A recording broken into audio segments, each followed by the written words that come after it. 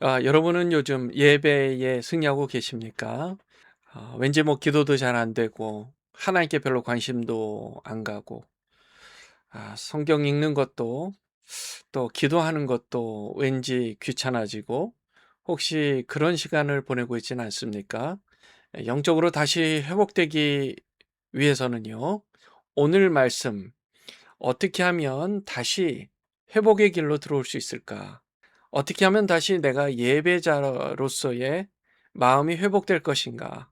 오늘 말씀을 통해서 그 은혜를 경험하시길 주님의 이름으로 축원합니다. 예배하는 사람의 찬송 가사는 항상 감사에서 시작해야 합니다. 예배자의 깊은 마음에는 언제나 하나님께 감사하는 마음이 뿌리 내려 있습니다. 그래서 예배에 실패하고 있다라는 것은 곧 하나님께 감사의 마음이 약해졌다 또는 사라졌다 그렇게 얘기할 수가 있습니다. 시편 기자들, 하나님을 예배하는 그 마음이 뜨거웠던 그 시편 기자들의 공통점은 항상 감사였습니다. 시편의 시작은 주로 감사에서 시작합니다. 다윗도 그의 시편 108편에 이렇게 감사의 고백으로 시작합니다. 여호와여, 내가 만민 중에서 주께 감사하고 문나라 중에서 주를 찬양하오리니. 아멘. 믿음의 사람 다윗은 하나님을 찬양하는 예배자였습니다. 예배하는 마음의 뿌리는 감사였습니다. 사랑하는 주님의 자녀 여러분, 예배자로서 예배의 마음을 다시 회복하고 싶으세요? 그러면 감사라는 것으로 다시 시작하십시오. 기도도 잘 안 됩니다. 찬양도 잘 안 됩니다. 하나님 말씀도 잘 읽지 않게 됩니다. 교회 예배에도 별로 마음이 잘 없습니다. 그렇다면 감사를 회복하십시오. 예배는 억지로 되는 게 아니에요. 다만 하나님께서 우리에게 행하신 선한 일들을 기억하는 것에서 시작합니다. 그리고 그것에 감사의 기도를 올리는 것부터 그 예배의 회복이 시작되는 거예요. 다윗은 그것을 잘 알았습니다. 그래서 그는 하나님을 찬양하는 많은 시편들의 시작을 감사함으로 시작했다는 거예요. 그는 하나님의 인자하심이 하늘보다 높으시고 주의 진실은 궁창에까지 이른다고 감사의 노래를 불렀습니다. 다윗의 찬양하는 마음을 한번 공감해 봤으면 좋겠어요. 하나님이 사람의 눈에는 보이지 않지만 하나님께서 다윗을 사랑하신 그 사랑이 하늘보다 높으시다는 사실, 하나님의 그 진실하심이 저 하늘 궁창까지 이른다는 사실을 찬양하고 있습니다. 하나님께서 그 사랑이 크시다는 것은 다윗에게 개인적으로 매우 의미 있는 일이었어요. 자, 하나님이 크십니다. 무한하십니다. 의로우십니다. 그래서 자칫 우리는 하나님이 멀게 느껴질 수가 있어요. 그래서 우리에게 필요한 분이 바로 예수 그리스도입니다. 그 지극히 높으신 하나님, 그 의로우신 하나님이 나를, 여러분을 지극히 정말 깊이 정직하고 진실하게 사랑하신다는 사실이 믿어지는 거예요. 예수님 때문에 믿어지는 거예요. 예수님이 없다면 우리는 믿어지지가 않아요. 그래서 우리는 십자가 앞에 나아가 그분의 사랑을 확인해야 돼요. 하나님께서 다윗을 개인적으로 사랑하신 그 사랑이 굉장히 현실적이고 실제적이었어요. 하늘보다 높으신 그분의 성실하심과 그 진실하심이 저 높이 궁창에까지 이를 정도로 크신 하나님의 사랑과 은혜였어요. 하나님의 그 성실하심이었어요. 그런 크신 하나님의 성실하심이 다윗에게는 매우 개인적으로 느껴진 거예요. 다윗은 그런 하나님의 사랑을, 그리고 그분의 그 진실하심을, 그것이 내 것이라고 느끼고 있었고 그것에 너무 감사하는 심정으로 하나님을 찬양하며 감사하고 있었던 겁니다. 자, 우리가 다른 사람과의 관계를 한번 생각해 봤으면 좋겠습니다. 부부 관계가 있어요. 남편이 아내를, 아내가 남편을 생각할 때 배우자가 나를 소중히 여겨준다는 사실, 이 세상에 그 어떤 사람보다 지금 내 옆에 있는 가장 가까운 사람, 배우자만큼 나를 소중히 여기는 사람은 아마 없다. 아, 참 감사하다.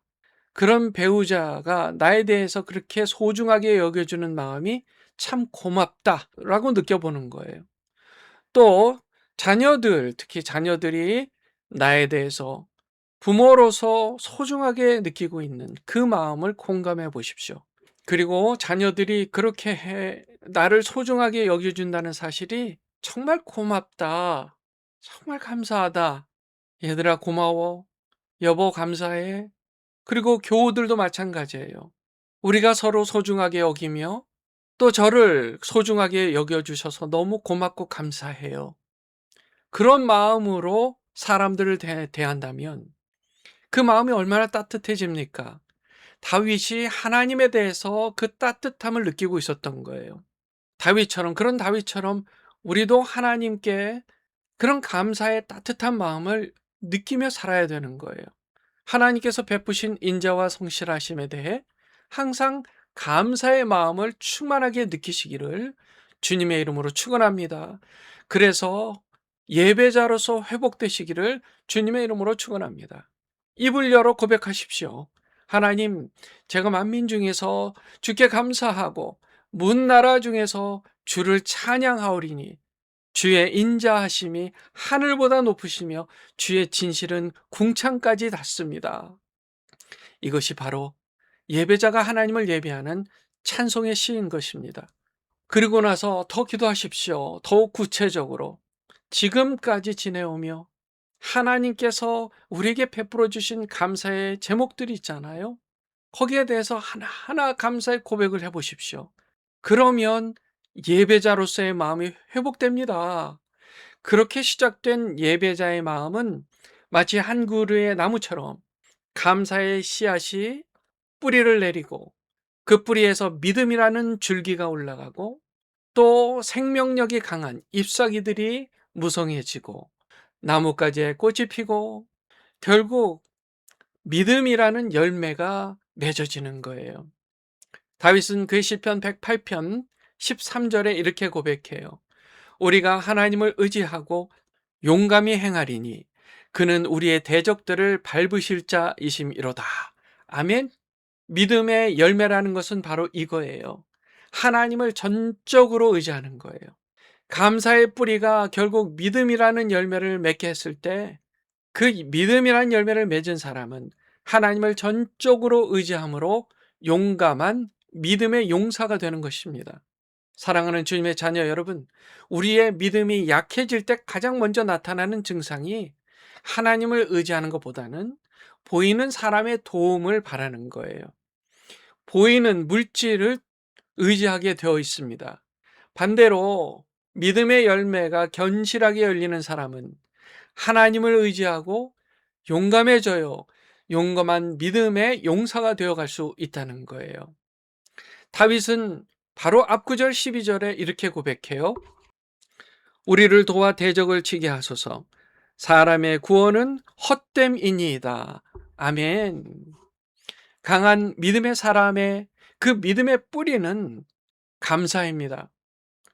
여러분이 항상 하나님께 감사함으로 크신 사랑을 찬양하시길 주님의 이름으로 축원합니다.